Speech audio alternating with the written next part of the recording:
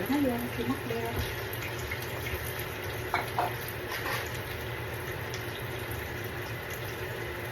Magluluto tayo ng pinaklet today.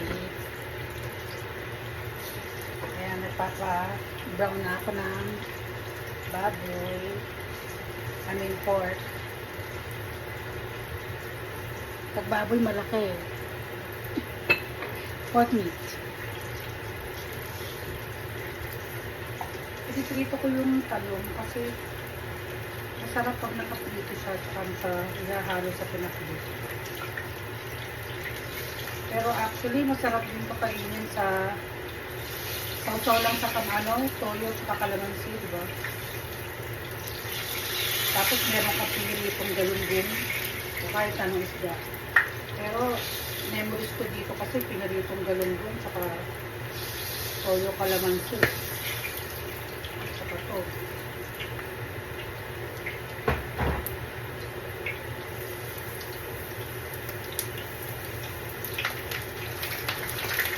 Yun lang matansik siya. Di ba sabi nila, pag ayaw masaktan, huwag ka magprito. Kasi matasaktan ka talaga. Matasaktan ka pa nagprito.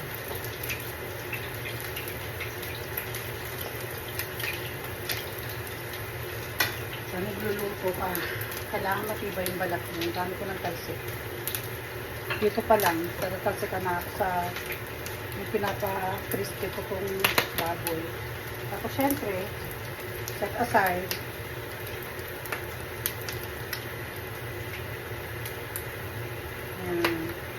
Pagka-set aside, inuuna ko talaga sa akin, onion muna. Yung iba, diba, bawang muna. Ako onion kasi yung bawang madaling masunog. Diba, yung onion hindi. Tapos syempre, hintay mo siyang mag-caramelize. Next.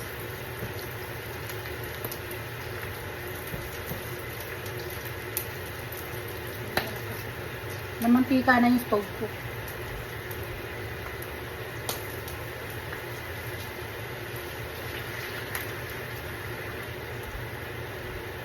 Inaagapan ko ng punas kasi mas madali. Kesa yung mamaya mo lilinisin, tapos madikit na yung mantika. Tapos habang mainit yung stove, pag pinunasan mo siya, ang dali-dali ng punasan. Ang dali ng mantika.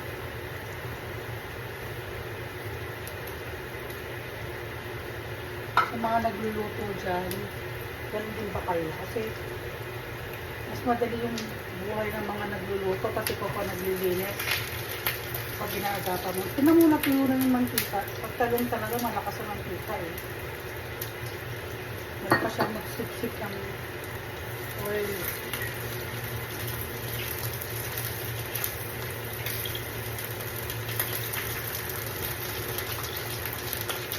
Yan habang napiprito na ako ng talong habang ginagawa ko ito kasi parang hindi sayang yung time. Sasabay ko na. Total, 4 naman yung stove burner, diba? Might as well. Ayan.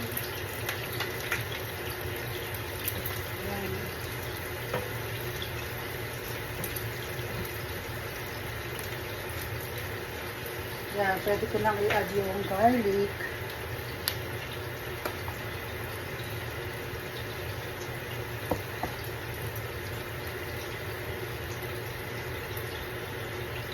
Tapos hintayin natin mag-brown yung garlic habang naghihintay tayo.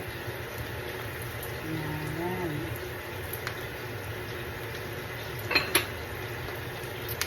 Buhay sa Amerika, katrabaho ka, magluluto, maglilinis ang bahay. Siyempre meron din fun with friends. Kagaya niya, nag-zumba ako. Actually, dapat mag-zumba ako today. Merong 9:45 na class, kaya lang darating yung kapatid ko tsaka yung brother-in-law ko. So, kailangan kong, ang dami ko dapat gawin, papalit ako ng bedsheets, maglilinis ako ng bahay. Tapos, may kasama kaming laundry dito. Included ang laundry namin. I'll show you guys. Ito. Included yung laundry namin. Kaya lang, maliit yung washer niya. So, hindi ko siya ilalagyan. Ito yung dryer. Ay, yan. In-organize ko to actually. Tapos dito yung mga laundry soap. Yun, tsaka bleach. Kaya lang maliit siya. So, ayoko siyang maglaban ng mga comforter or mga big blankets kasi nahiya ako sa landlord ko dahil baka masira.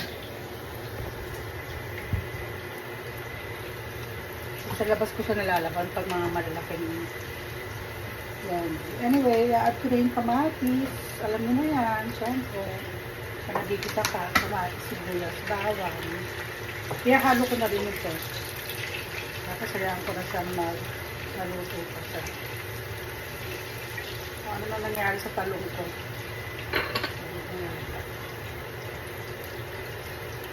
Hindi ko naman siya natuloy.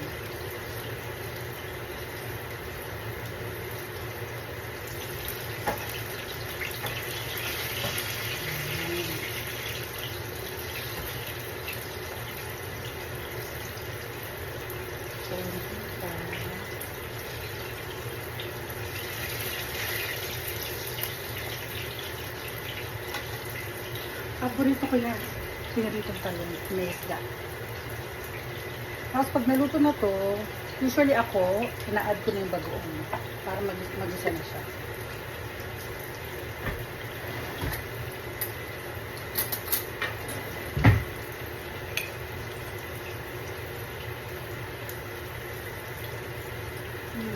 Saka.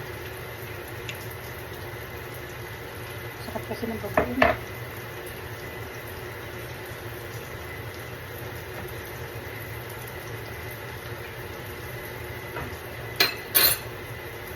Tapos, nahilig akong gumamit ng another spatula kasi mas madaling maghalo kapag dalawa.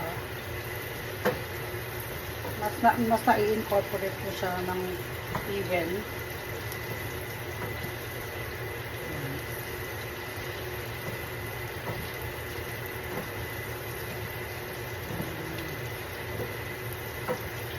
Tapos, lalagyan ko na siya ng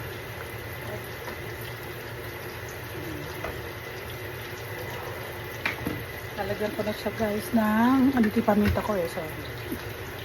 Paminta, ito nabili ko rin ko sa Amazon kasi nakasama na siyang spoon. So syempre anything na makakapagpadali ng buhay ko, diba?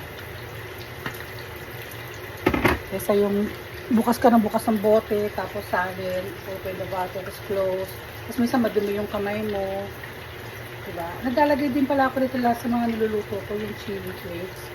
Kasi mahilig sa maanghang si Gab. Tsaka para medyo meron din may konting spice. Kasi hindi na ako naglalagay ng salt. So ito yung mga binili ko. Color-coded siya.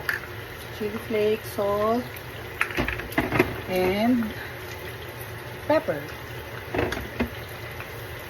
Tapos dahil glass siya, glass to guys, dahil glass siya, pagka madumi man yung kamay mo pag open mo, madali na siyang punasan, madali na siya linisin. Unlike yung sa pag binili mo sa in bottle, like this.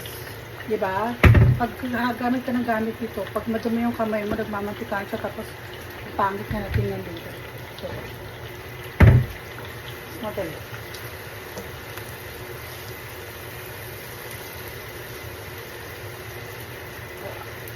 Iahon muna natin yung off na natin kung sa bako. Off na natin siya. Hindi naman siya dito.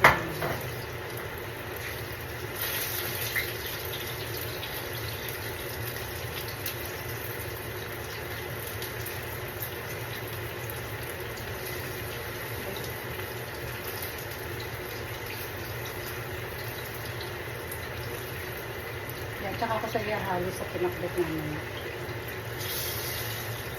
Yan, tapos na ang ating eggplant.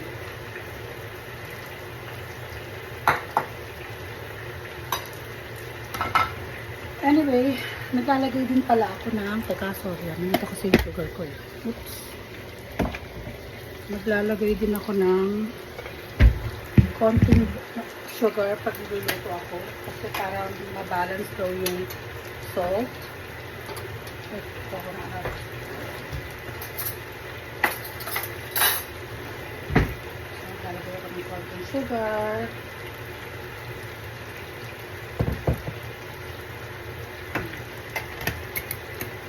May label pa yan, brown sugar. Kala mo naman hindi alam na brown eh. Sa kulay pa lang alam mo na brown. Wala lang. Trip ko lang. Kanya-kanyang trip yan. Trip ko lang. Okay. So, I think this looks good, diba? Pwede na ngayon natin i-add yung vegetable.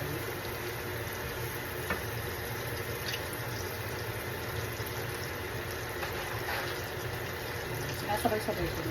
Ang pinapiwain nito ay naraglag yung pangsita. Kaya po kukunin ko yung tsaka ugasan ko. Sayang kayo.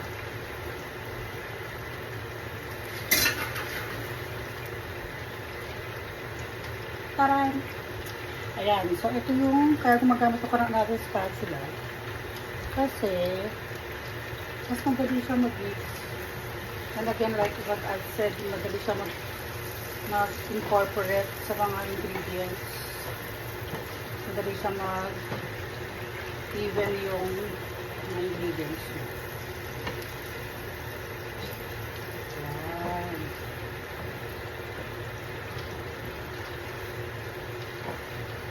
Mamaya ko na i-add yung eggplant kasi luto na siya, diba? So, maglalagay tayo ng konting water. Ito rin sa Amazon ko rin ito binili.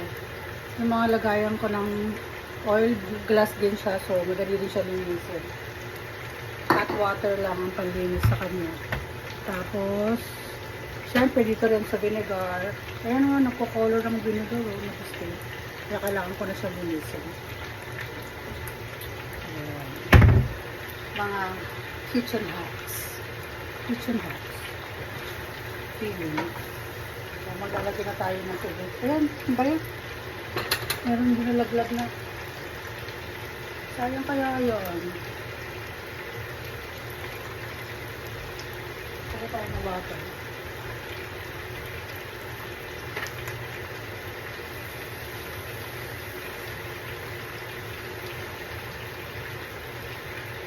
So, konting water, guys. Ayan. And then, sabi nga nila sa mga chef, we'll let it simmer.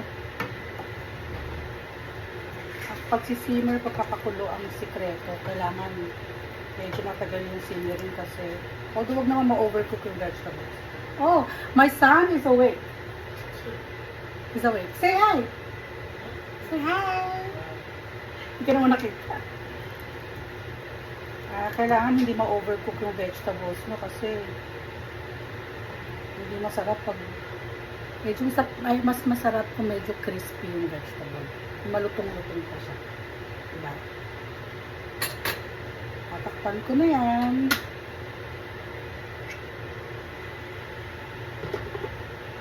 Tapos mamaya tingnan natin kung anong lasa niya. Okay? Ito pala ginagamit ko from Seafood City. Tama na, bagoong. Okay, see you later.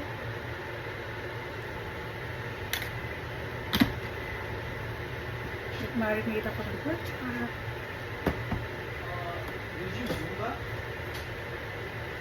Di din kasi, dapat magkusumba ako. Yeah.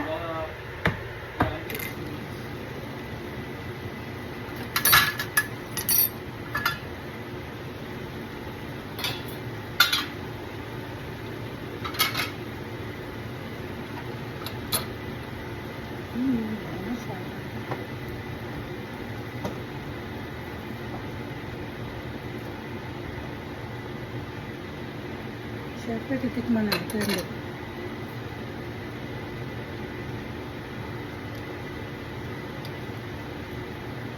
Para matabang na. Mangkot. Okay, nag-marinate ako ng pork chop. Tapos para mas madali, air fry lang natin. Pinrigit ko na siya. Ito pa siya dalawa. See, look, in this street, 159,000 likes on Twitter. As an avid job quitter, I'm telling y'all right now, this is not a quitting economy. Yeah. Yeah, Hindi na yung pinaka-right timing. yeah, and this one's funny. Look, when I have my own place, I'll have to try.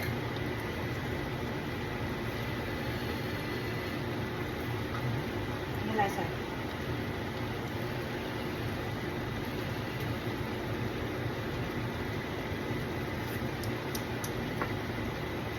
Okay na alat. Dagdag na natin yung eggplant.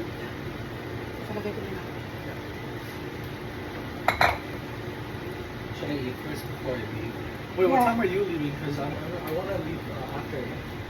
Yeah, strip mo na yung bed mo kasi maglalaba nga ako.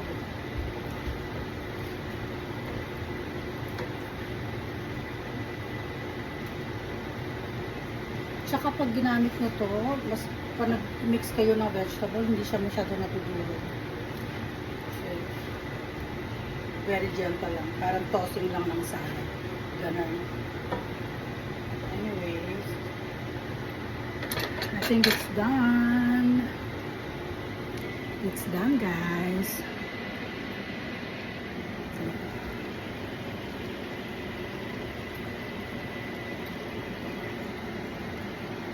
Ito naman ngayon ang hintay natin. Yung i-air fry natin na pork chop.